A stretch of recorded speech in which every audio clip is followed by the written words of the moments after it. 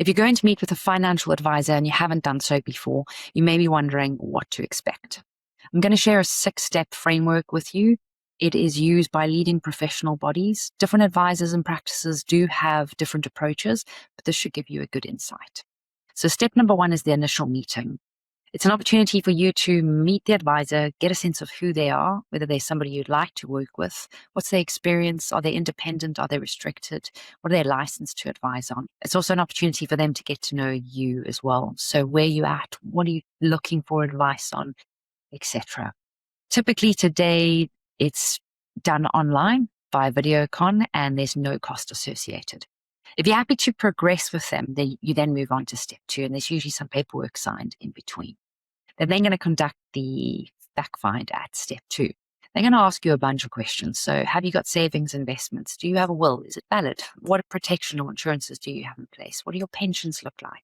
What's your family dynamic? Are you married, divorced? Are there children? And importantly, what are your goals? And the financial plan will incorporate a plan to support those goals being achieved. And it's at this point as well, step 2, during the fact find, they're going to assess your tolerance for risk, so your risk appetite. And that's important. It is included in the recommendation that they put forward. They're then going to move on to step 3, which is to analyze the information. Now, if you have products already in place, they are going to ask you to sign an LOA, a letter of authority, which will enable them to access that information.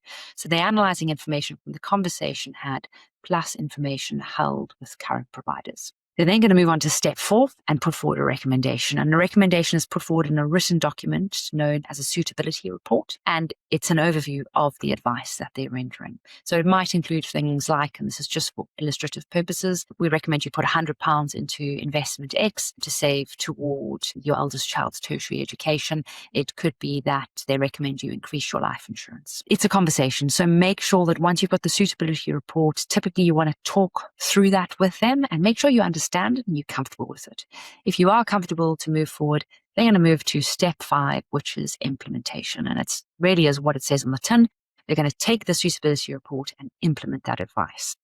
You've usually got paperwork to fill out and they'll do the bulk of it, but they may ask for your help in doing so. After that, you're moving on to step 6. Now, if you've appointed them for ongoing advice, you go into that ongoing relationship. So it's your ongoing reviews. I have mentioned it in a prior video, but make sure you understand the ongoing servicing model. So if they are providing an annual review, what does that entail? How is it delivered? And are there any other touch points? If you found this helpful and you would like our support in connecting with a licensed advisor, you can do so on our website, mymoneymade.com.